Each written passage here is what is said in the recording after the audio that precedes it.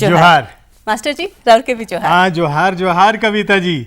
कविता कौन कविता?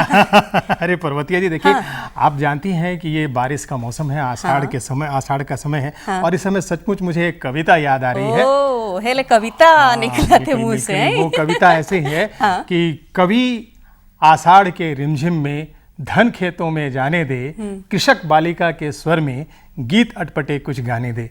और यहाँ कविता जो है ना, वो कविता कवि से कह रही है कि भाई हमें धान के खेतों में जाने दे। अरे वाह वाह मास्टर जी, तो राउरे बड़ा सुंदर कविता सुना ली। और हमके पूछाला कि काले नहीं आई हमरे एकदम धान कर जरा और बात उठाई तो धाने कर बात बिल्कुल, करल बिल्कुल जाए। मुझे मालूम था पर्वतिया जी कि आज हम लोग इसी विषय पर बातचीत करने वाले हैं, और इसीलिए मैंने आपको ये कविता सुनाई। अच्छा। लेकिन किसान भाइयों, आप जो अभी हमारा कार्यक्रम देखते हैं, इसमें खास करके आप देखते हैं खेती बाड़ी से जुड़ी तमाम तरह की खबरें। तो अभी वक्त है इसका, हम लोग धान के बारे में बाद में बात करेंगे। पहले देखते हैं कृषि समाचार।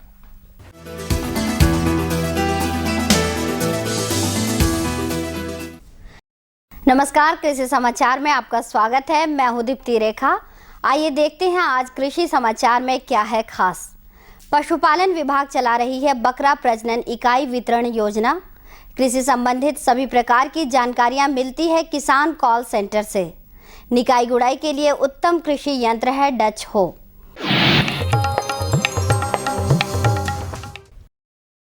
राज्य में बकरी पालन व्यवसाय को बढ़ावा देने के साथ ही यहां के किसान बकरी पालन व्यवसाय द्वारा आर्थिक उन्नति कर सकें, इसके लिए पशुपालन विभाग झारखंड सरकार राज्य के सभी जिलों में बकरा प्रजनन इकाई वितरण योजना चला रही है।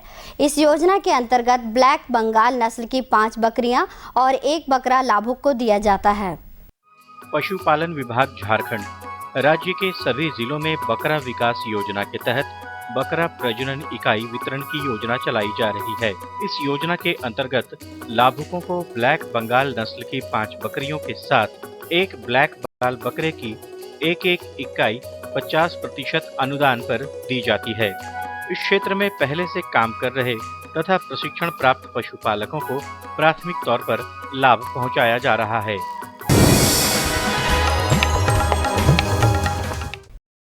पूरे भारत के किसानों को कृषि संबंधित सारी जानकारी एक जगह मिल सके, इसके लिए कृषि सहकारिता विभाग, कृषि मंत्रालय, भारत सरकार ने देश के सभी राज्यों में किसान कॉल सेंटर की स्थापना की है। किसान इन कॉल सेंटर में फोन कर अपनी कृषि संबंधित शंकाएं दूर कर सकते हैं।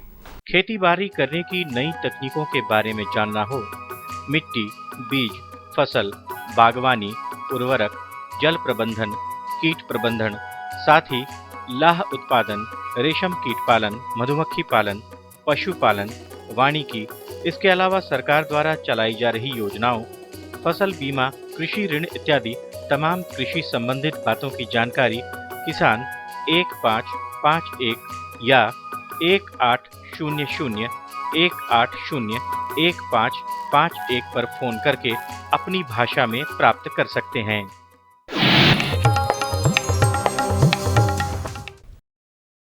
धान का उत्पादन बढ़ाने के लिए बीज का चयन एक महत्वपूर्ण कार्य है। उत्पादकता बढ़ाने के लिए धान के उन्नत बीजों का प्रयोग जमीन के अनुरूप करना अच्छा होता है। सामान्यतः ऊंची जमीन में 80 से 100 दिनों में तैयार होने वाले धान और मध्यम भूमि में 100 से 135 दिनों में तैयार होने वाले धान के प्रभेद लगाना अच्छा होता है। ऊपरी जमीन के लिए बिरसा धान 101, ब्राउन घोड़ा 23 और 19, बिरसा विकास धान 109 और 110 अच्छी होती हैं। वहीं मध्यम जमीन के लिए IR 64, बिरसा धान 201 और 202 और राजेंद्र धान 202 अच्छी मानी जाती हैं।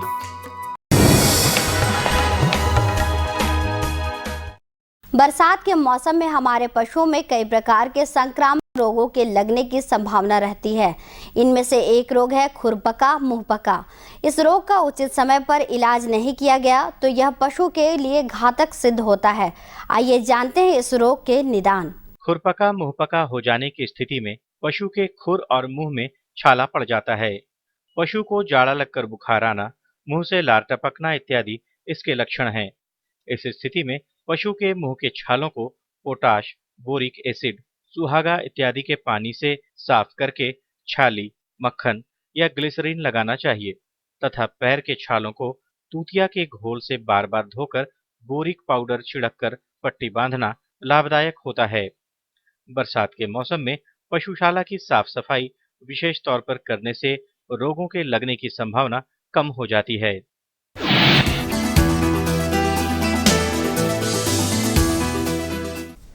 कृषि उपकरण कृषि कार्यों में किसान की मदद कर खेती बाड़ी को आसान बनाता है। कृषि उपकरणों की श्रृंखला में एक नाम है डच हो। ये उपकरण वैसे तो निकाई गुड़ाई कार्य के लिए हैं, परंतु इससे और भी काम किए जा सकते हैं।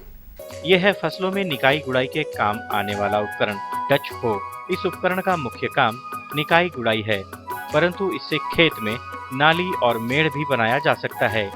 एक दिन में लगभग 15 डिसमिल खेत में लगे फसलों की निकाई करने में सक्षम इस उपकरण को बिरसा कृषि विश्वविद्यालय के अभियंत्रण विभाग से प्राप्त किया जा सकता है। और अब एक नजर राज्य के 4 प्रमुख शहरों के मौसम के मिजाज पर। वर्तमान में राज्य की मंडियों में तेजी की स्थिति बनी हुई है। चावल और गेहूं के मूल्यों को छोड़कर अन्य खाद्यान्नों के भावों में आंशिक तेजी दर्ज की गई है। उधर सब्जी मंडियों में भी तेजी का ही रुख रहा। वहीं कुछ प्रमुख खाद्यान्नों के वर्तमान मूल्यों पर नजर डालें तो वे इस प्रकार रही। चावल मोटा न्यूनतम 1800 रुपए से लेकर अधिकतम 2000 रुपए, चना न्यूनतम 5100 रुपए से लेकर अधिकतम 5300 रुपए, दाल अरहर न्यूनतम 6400 रुपए से लेकर अधिकतम 7050 रुपए, सरसों तेल न्यूनतम 10100 रुपए से लेकर अधिकतम 10200 रुपए और आलू न्यूनतम 1000 रुपए से लेकर अधिकतम 1100 रुपए रहा। और अब मंडी भाव में आइए नजर डालते हैं अनाजों के भाव पर। आज राज्य के 4 प्रमुख शहरों के तापमान इस प्रकार दर्ज किए गए। रांची अधिकतम 34 डिग्री सेल्सियस, न्यूनतम 25 डिग्री सेल्सियस। जमशेदपुर अधिकतम 38 डिग्री सेल्सियस, न्यूनतम 29 डिग्री सेल्सियस। धनबाद अधिकतम 37 डिग्री सेल्सियस और न्यूनतम 30 डिग्री सेल्सियस तथा हजारीबाग का तापमान अधिकतम 36 डिग्री सेल्सियस और न्यूनतम 25 डिग्री सेल्सियस रहा। कृषि समाचार में आज इतना ही। अगले दिन अगले अंक में फिर मुलाकात होगी कुछ ताज़ा तरीन खबरों के साथ। तब तक के लिए दीजिए इजाजत। नमस्कार, जोहार।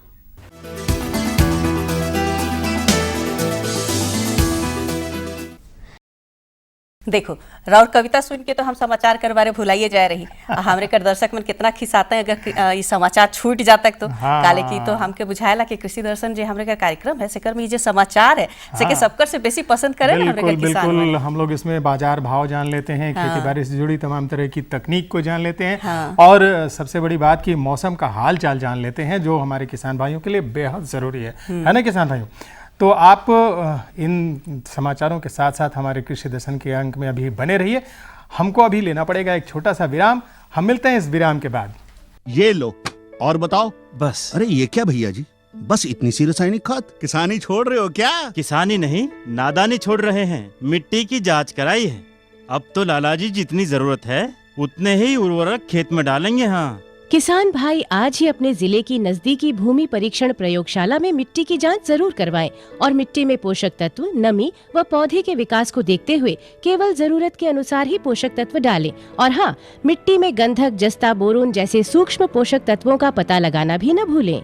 उर्वरक और जैविक खाद के सही उपयोग से भूमि का उपजाऊपन बनाए रखें, उत्पादकता बढ़ाएं, खर्चा घटाएं और बहुमूल्य विदेशी मुद्रा बचाने में भी सहयोग दें। और हाँ, धीमी गति से नाइट्रोजन उपलब्ध कराने वाले उर्वरकों जैसे नीम लेपित यूरिया को प्राथमिकता दें और यूरिया का पत्तों पर छिड़काव करें। अरे वाह, तू तो सचमुच समझदार हो गया रे। अधिक जानकारी के लिए संपर्क करें जिला कृषि अधिकारी या किसान कॉल सेंटर।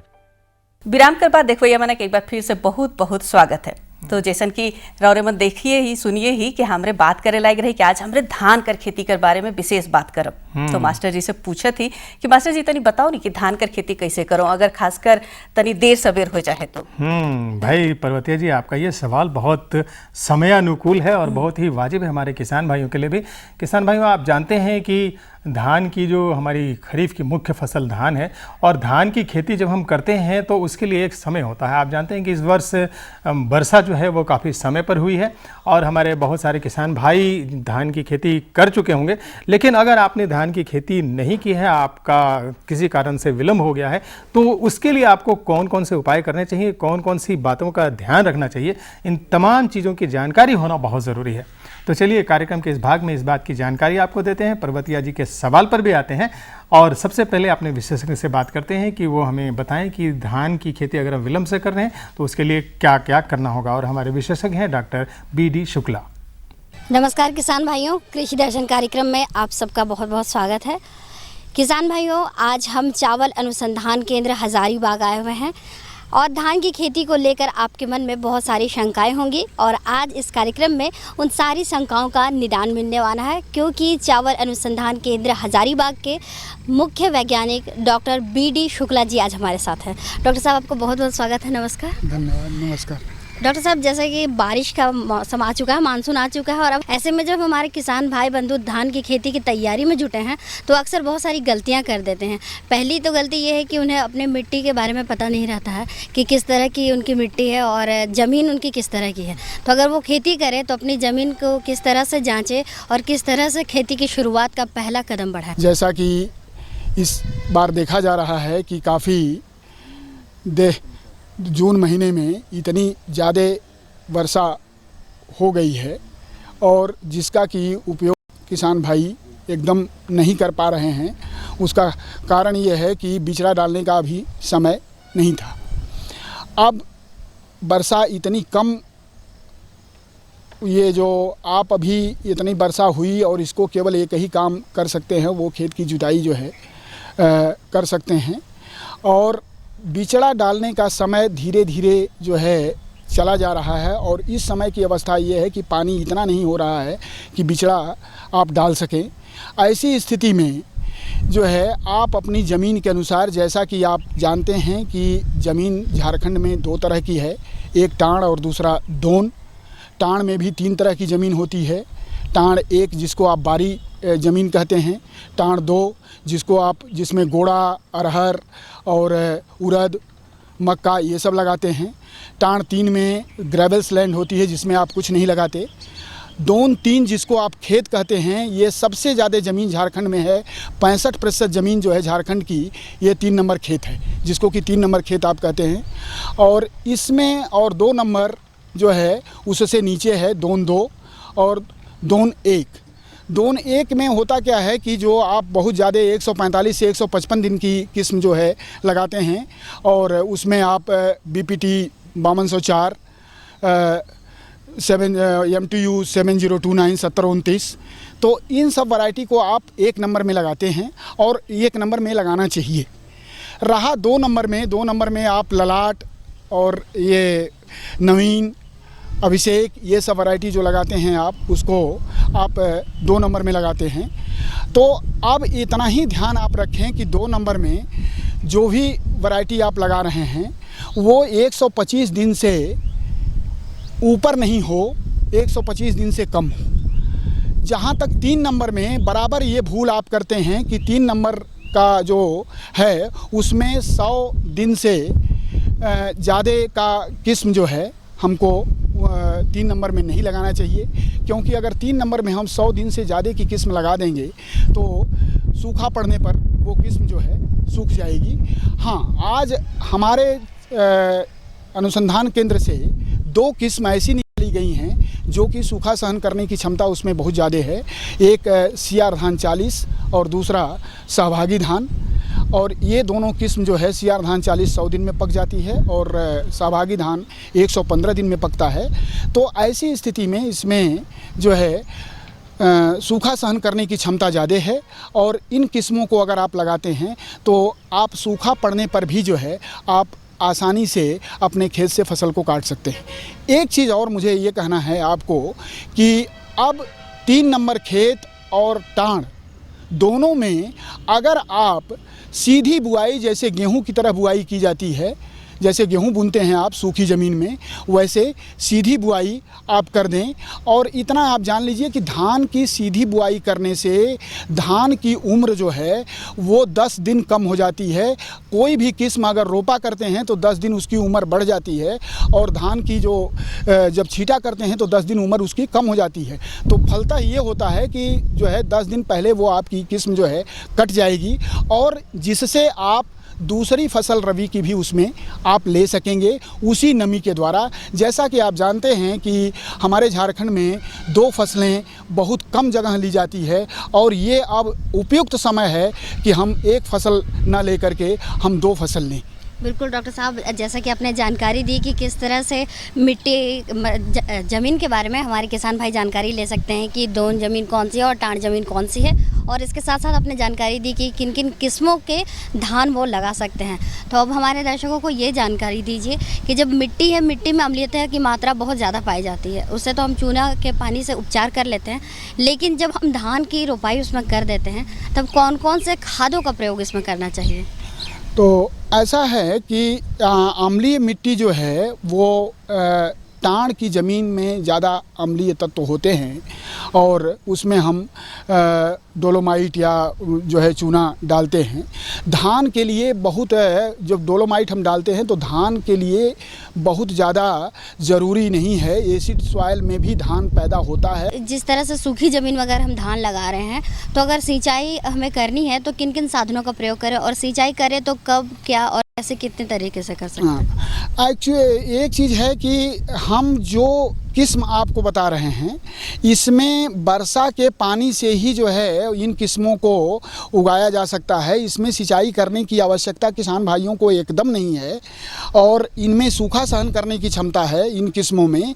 और टाण ज़मीन में जब भी धान लगता है या ऐसी ज़मीन में छींटा धान जब लगता है तो थोड़ा भी पानी रुकने की ज़रूरत नहीं है।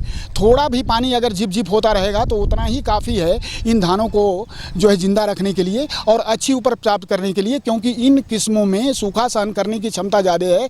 डॉक्टर साहब, अक्सर देखा जाता है कि हम कभी कभी कुछ कार्य को विलम्ब से करते हैं। ऐसे ही हमारे बहुत सारे किसान भाई बंधु होंगे जो कि अभी तक जुलाई का महीना आ गया है लेकिन वो धान के बिचड़े को तैयार नहीं किए होंगे।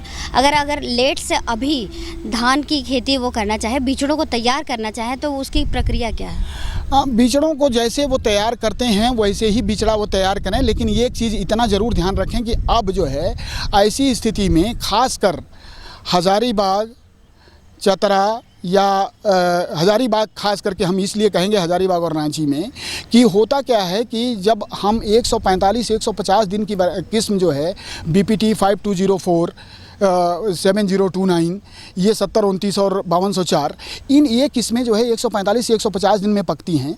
तो इन किस्मों को अगर लगाते हैं तो अब जो है थोड़ा सा ये लेट हो गया है, और इन किस्मों को ये किस्में जो है ठंडे में फंस सकती हैं। 1001 जो है भी फंस सकता है, जो 1000, इन किस्मों को नहीं लगाएं।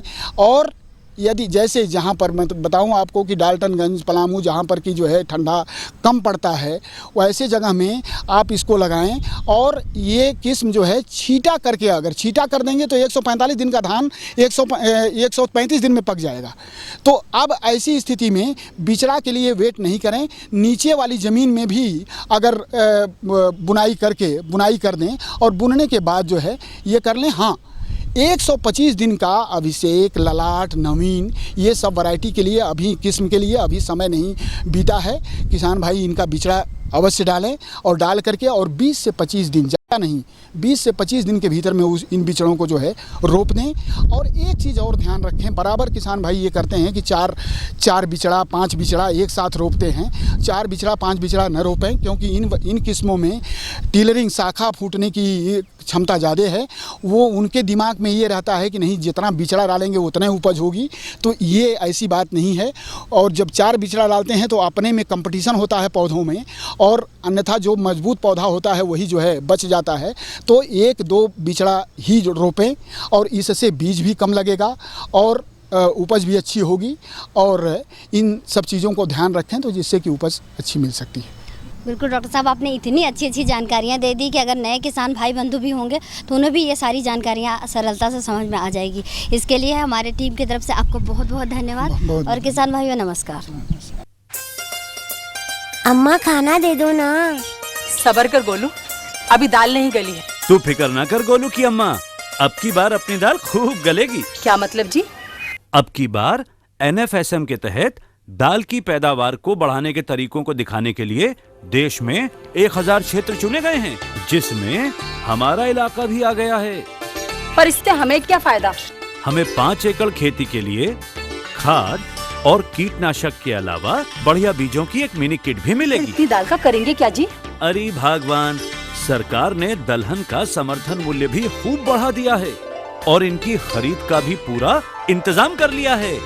इससे आमदनी बढ़ेगी और फिर हमारा गोलू अच्छे स्कूल में जाकर के कृषि वैज्ञानिक बनेगा। हाँ तो मास्टर जी शुक्ला सर तो बहुत बढ़िया से बता दिले कि अगर देरी से हमके खेती करे के धान कर तो का धान रखे के, लेकिन अब धान कर अगर खेती करत थी तो हमके बुझाला कि सबकर से पहले ये भी जान लेवे के जरूरी होवी कि कुछ उन्नत किस्म होवी जेके कि हमरे चुनाव करो तो और बढ़िया हमरे अपन खेती के कर सकीला। बिल्कुल सही तो पर्वतिया जी, जानकारी बिल्कुल भी सही। तो रौरे देवे करब। हाँ बिल्कुल बिल्कुल सही बात है। किसान भाइयों, आप तो जानते हैं कि हमारी जो मुख्य फसल धान है और इस समय चूंकि हमारी जो खेती है, हमारा जो झारखंड की हमारी जो स्थितियां हैं, हमारी जो मिट्टी है, उन सब को ध्यान में रखते हुए उन्नत प्रभेदों का प्रयोग करना बहुत ज़रूरी हो जाता है, क्योंकि हमें फिर पानी की किल्लत पड़ती है। पानी की जो हमारी ज़रूरियात है धान की खेती के लिए वो काफ़ी संतुलित होती है। तो इसमें कौन कौन से प्रभेद आप लगाएंगे जिससे कि आपका उत्पादन किसी भी प्रकार से कम नहीं हो, आप ज़्यादा से ज़्यादा उत्पादन प्राप्त कर सकें, इन सब के लिए आपको कुछ खास बातों का ध्यान रखना होगा। वो बातें कौन सी हैं, वो जानकारियाँ क्या हैं, चलिए अपने विशेषज्ञ से इसकी जानकारी लेते हैं। किसान भाई नमस्कार, कृषि दर्शन के इस कार्यक्रम में आपका स्वागत है। किसान भाई, कृषि दर्शन की टीम आज चावल अनुसंधान केंद्र हजारीबाग आई हुई है, जहां आज हम बात करेंगे झारखंड के लिए धान की उन्नत किस्म के बारे में। इस विषय पर जानकारी देने के लिए आज हमारे साथ है यहाँ के प्रमुख वैज्ञानिक डॉक्टर NP मंडल। आइए इनका स्वागत करते हैं। डॉक्टर साहब, आपका हमारे इस कार्यक्रम में स्वागत है। किशन भाई नमस्कार। डॉक्टर साहब, सबसे पहले हम आपसे ये जानना चाहेंगे कि जैसे हमने सब्जेक्ट चुना है झारखंड के लिए उन्नत किस्में, तो इसमें प्रमुख ज़मीन आती है उपराऊ, दोन एवं टाड़। तो इन सब के लिए किसान भाई किस प्रकार की किस्मों का चुनाव करेंगे? जैसे किसान भाई जानते हैं कि धान एक झारखंड के लिए बहुत ही मुख्य फसल है और खरीफ का मौसम में पूरा झारखंड में धान का खेती होता है। लेकिन जो झारखंड का जो ज़मीन है, जैसा ऊपर का ज़मीन है, नीचे वाला ज़मीन है, और जो किस्म है उस ज़मीन के हिसाब से किस्म का चुनाव भी अलग अलग होता है। ये हमारा किसान भाई भी बहुत अच्छा तरीके से जानता है, क्योंकि उन्होंने जो पुराना किस्म लगाते थे वो उसी हिसाब से उसका चुनाव करते थे। लेकिन जो हम नई किस्म विकसित किए हैं और उसको जब हम किसान का बीच में लाते हैं तो इसमें कभी कभी उसका मतलब कि जानकारी ठीक से नहीं होता है, तो कभी कभी गड़बड़ी उसमें हो जाता है। इसलिए जो नई किस्म आ रहा है उसको किस तरह का ज़मीन में लगाना चाहिए उसका बारे में जानकारी होना बहुत ज़रूरी है। तो इसी हिसाब से मैं किसान भाई को बताना चाहता हूं कि जो झारखंड का मुख्य ज़मीन का रूप है, प्रतिरूप है, और उसी हिसाब से किस ज़मीन में क्या किस्म लगाना चाहिए। जैसा ऊपर वाला ज़मीन है जिसको टाँट ज़मीन कहते हैं, और टाँट ज़मीन में सीधी बुआई करके खेती किया जाता है। तो इस टाँट ज़मीन के लिए जो नया किस्म लगाना विकसित किया गया है उसमें वंदना है, जो काफ़ी पहले झारखंड के लिए और बिहार के लिए विकसित किया गया था। उसका बाद वो वंदना किस्म पूर्वी भारत में और भी कई राज्य में उसके विकसित हुआ है। तो ये वंदना उपरा भूमि ज़मीन में जहाँ सीधी बुआई करके खेती होता है उस ज़मीन के लिए वंदना एक बहुत ही महत्वपूर्ण किस्म है। इसमें सूखा बर्दाश्त करने का क्षमता कई अधिक है, और इस किस्म का अगर हम टाँड़ का ज़मीन में लगाते हैं तो इसको अधिक उपज मिलता है। इसका बाद इस ज़मीन में और भी कई किस्म विकसित किया गया है। उसमें एक किस्म है जो हमारा सेंटर से निकला गया है, उसका नाम है अंजलि। अंजलि वंदना से थोड़ी सी ऊंचाई कम है, लेकिन जहाँ उर्वरक थोड़ा सा ज़्यादा है तो उस ज़मीन में अंजलि से अधिक उपज मिलता है, और जहाँ जिसको हम बंडेड अपलैंड, फेवरेबल अपलैंड कहते हैं, उस ज़मीन में अंजलि का खेती करना चाहिए। हमारा अलावा जो रांची में एग्रीकल्चर यूनिवर्सिटी कृषि विश्वविद्यालय है, बिरसा कृषि विश्वविद्यालय से 2 किस्म टाँट ज़मीन के लिए निकाला गया है। एक बिरसा विकास धान 109 और बिरसा विकास धान 110। ये दोनों किस्म में ये खूबियाँ है कि ये दोनों का दाना लंबा पतला है। जैसे इसका पहले एक किस्म में कलिंगा 3 था, जो हमारा जो संस्थान है केंद्रीय चावल विकास संस्थान कटक में है, उससे इसका विकसित किया गया था। उसी किस्म का रूप ये दोनों बिरसा विकासन 109 और बिरसा विकासन 110 का विकास हुआ है। तो इसमें खूबियाँ है कि इसका दाना अच्छा है, इसका जो ग्रेन क्वालिटी हम बोलते हैं वो अच्छा है, और इसका पौधा का ऊंचाई थोड़ा सा अधिक है। तो ये टाट ज़मीन में जहाँ इस तरह का सीधी बुआई करके खेती होता है, यहाँ इस किस्म का किसान भाई इसको लगा सकते हैं, लगा के अधिक उपज उसको मिल सकता है। इसका बाद जो टाट का बाद जो वाला ज़मीन है, जो इसको दोन कहते हैं, 2-3 ऊपर वाला, जिसको कई किसान उसको खेत भी बोलते हैं। तो इस दोन ज़मीन के लिए भी कई नई किस्म का विकास हुआ है। उसमें से एक बहुत ही महत्वपूर्ण किस्म जो अभी आया है, उसका नाम है सहभागी धान। सहभागी धान एक ऐसा किस्म है जिसमें सूखा सहन क्षमता कई अधिक है, और उसका जो दाना है लंबा है, लंबा थोड़ा सा मोटा है, लेकिन वो चावल खाने के लिए अच्छा है। और ये जो किस्म है, ये झारखंड में कई ज़िले में इसको हम लोगों ने टेस्ट किया है, और इस किस्म को बहुत अच्छा पाया गया है। ये किस्म सिर्फ झारखंड में नहीं, पूर्वी भारत में और भी बहु राज्य में इसका टेस्ट हुआ है, सभी जगह में अच्छा पाया गया है, और सभी जगह में इसका बहुत मतलब कि बड़ा तरीके से इसका डेमोन्स्ट्रेशन भी चल रहा है। और ये किस्म इस ज़मीन के 2-3 ज़मीन के लिए एक बहुत ही महत्वपूर्ण किस्म निकला, क्योंकि इसमें सूखा सहन क्षमता की भी कई अधिक है। इसका अलावा जो 2-3 में जो किस्म अच्छा है झारखंड के लिए, उसमें एक है सियार धान 40। तो ये सियार धान 40 भी हमारा जो संस्थान है, इसे विकसित किया गया है इसको, और ये किस्म भी इस तरह 2-3 के ज़मीन के लिए बहुत अच्छा है। इसका पहले हमारा सेंटर से निकला गया और एक किस्म था सदाबहार, जो इस तरह का 2-3 ज़मीन के लिए अच्छा करता है। भले कि सदाबहार जहाँ सूखा होने का चांस रहता है, उस ज़मीन के लिए हम लोग सदाबहार को अब लगाने के लिए रेकमेंड नहीं करते, लेकिन जहाँ उतना सूखा का प्रभाव नहीं है, उस तरह ज़मीन के लिए सदाबहार का उपज काफ़ी अच्छा मिलता है। इसका बाद 2-3 के बाद जो ज़मीन आता है, वो 2-2, जो झारखंड का सबसे महत्वपूर्ण ज़मीन है 2-2, जहाँ से अधिक उपज उनको मिलता है। यहाँ का जो किसान का जो उपज सबसे ज़्यादा मिलता है, वो 2-2 से मिलता है। तो 2-2 में जो किस्म बहुत ज़्यादा पहले बहुत ज़्यादा इसमें पॉपुलर था, वो है आया 64। अब आया 64 तो बहुत पुरानी हो गया, तो उसका जगह में कई नया किस्म आया है। उसमें से एक किस्म है हमारा जो संस्थान है, इसे विकसित किया गया, उसका नाम है अभिषेक। और अभिषेक को हम लोगों ने हजारीबाग, चतरा, कोडरमा, रांची, कई ज़िला में उसका टेस्ट किया गया। अभी और भी कई ज़िला में उसका टेस्टिंग हो रहा है। और जो अभिषेक का जो उपज है कहीं अधिक है, कई किसान उसको हाइब्रिड का बराबर उपज अभिषेक से मिला है। तो हम लोग किसान को आग्रह करते हैं कि वो अभिषेक का खेती किए, और अभिषेक की खेती करके उनको अधिक उपज उनको मिलेगा। अभिषेक में एक ही कमियां है कि उसका दाना थोड़ा सा मोटा है, आया 64 जैसा उसका पतला नहीं है, लेकिन इसका उपज कहीं अधिक है। इसका अलावा 2 में लगाने वाला किस्म में है नवीन, और है MTU 10-10 और ललाट। ललाट भी झारखंड का कई ज़िला में है। ललाट पहले से किसान का बीच में पॉपुलर हुआ है। ये इसका भी उपज अच्छा है, लेकिन ललाट का जो अवधि है, ये 1 हफ्ता 10 दिन इसमें अधिक है। तो उसको हिसाब से उसका अवधि देखते हुए किसान को उसको लगाना चाहिए। इसका जो नीचे वाला जो ज़मीन है, जिसको गड्ढा ज़मीन बोलता है, जो 2 नेक है, झारखंड में उस प्रकार का ज़मीन का मात्रा बहुत कम है, लेकिन कई ज़िला में किस तरह का ज़मीन भी है। तो उस तरह का जो 2-1 ज़मीन है, उस तरह के ज़मीन के लिए सरना मासूरी MTU 7029 या तो MTU 1001 विजेता, और फिर संबा मासूरी या BPT 5204 इसका खेती उस तरह के ज़मीन में कर सकते हैं। तो देखा किसान भाई, डॉक्टर साहब ने कितनी अच्छी जानकारी दी झारखंड के परिप्रेक्ष्य में धान की उन्नत किस्म एवं उसकी खेती के बारे में। डॉक्टर साहब, आप हमारे इस कार्यक्रम में इसके लिए आपका बहुत बहुत धन्यवाद। बहुत बहुत धन्यवाद। और इसी के साथ लेते हैं विदा। नमस्कार।